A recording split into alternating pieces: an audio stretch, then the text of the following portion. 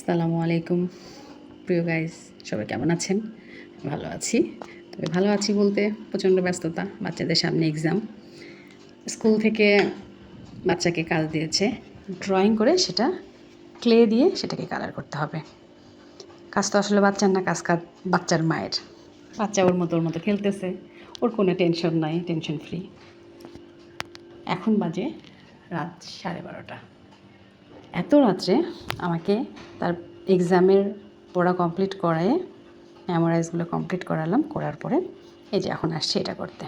তো যাই হোক, মোটামুটি এটা করতে আমার আধা ঘন্টা সময় লাগছে। এটা শেষ করলাম।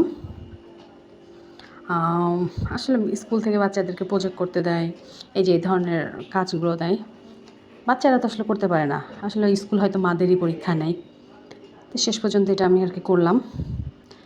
যাই হোক, সবাই ভালো থাকবেন। গুড নাইট, আল্লাহ হাফেজ।